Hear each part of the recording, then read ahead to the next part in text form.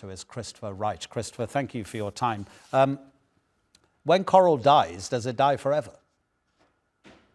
Yes, the existing coral substrate perishes after it expels the algae. It can recover if the bleaching, the ocean temperatures decline within a few weeks.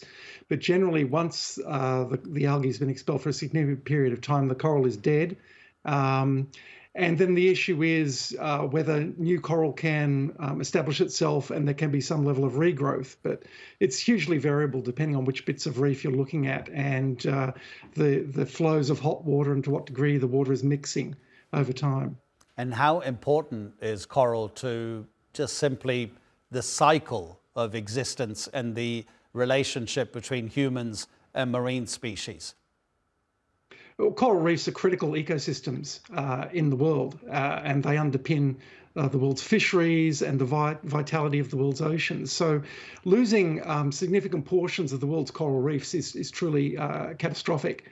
And this, of course, is the product of climate change. This is what we're seeing. One of the canaries in the coal mine, so to speak, of climate change is the demise of coral reefs as the world's oceans heat up as a result of burning fossil fuels.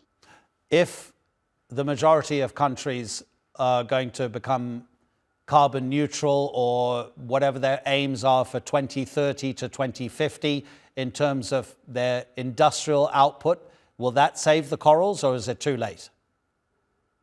Well, it's never too late to avoid the worsening impacts of climate change. Yes, it's with us now, and we're at an average of 1.1 to 1.2 degrees Celsius average global warming above pre-industrial levels.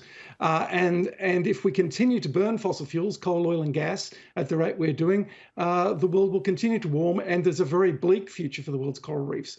But it's not too late. We can still save some of the reefs if we can decarbonize the world's energy production at a very rapid rate. Unfortunately, the world's major nations have made pledges for net zero, but we're not delivering the level of decarbonisation we need at a fast enough rate. Christopher, forgive me, I'm not a scientist, but I really need you to explain this to me and to the viewers. It's about the warming of the oceans, but how that is affecting the Gulf Stream.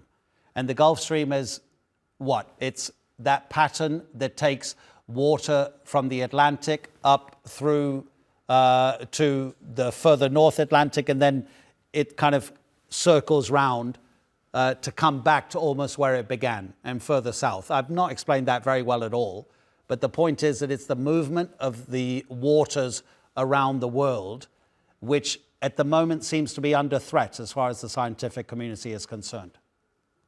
Well, there's two phenomena going on here. One is the general warming of the world's oceans as a result of burning fossil fuels, climate change.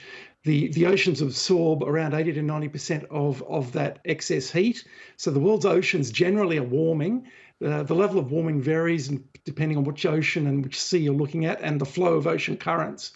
The changes to the Atlantic currents that's been reported about recently is another aspect linked to climate change to do with the slowing down of that Atlantic overturning current that you're talking about. And the cause of that are complex. They have to do with inflows of fresh water from melting Greenland glaciers and those sort of phenomenon. But these are two sort of symptoms of climate change. One is the general warming of the world's oceans, which lead to coral bleaching all around the world, as we're seeing.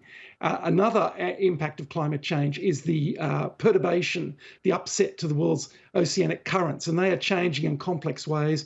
And one of those is the Atlantic overturning current, which appears to be slowing as a result of influxes of fresh water and a variety of other factors. Are you as much of a doom monger as some who, when observing what's happening to the Gulf Stream, which I understand is at its weakest in the past 12,000 years, and the doom mongers are saying, if that collapses, and it will eventually, it's just a question of when the modeling forecasts that collapse, the collapse is going to be catastrophic for our planet. Some people are saying it would signal the end of civilization.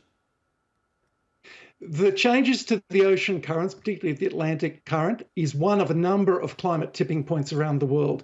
The diminution of the Amazon is another. The impacts that are happening in the West Antarctic ice sheets is another. There are around 8 or 9 so-called climate tipping points. And we're getting to a stage now where we're pushing some of those tipping points right to the edge. The argument is once one of those tipping points falls, it's very hard to come back from that. So we need to rapidly and dramatically and urgently decarbonize the world's energy use, get off fossil fuels as fast as we can, because the consequences are, as you were saying, truly catastrophic. Christopher Wright, thank you so much for your time.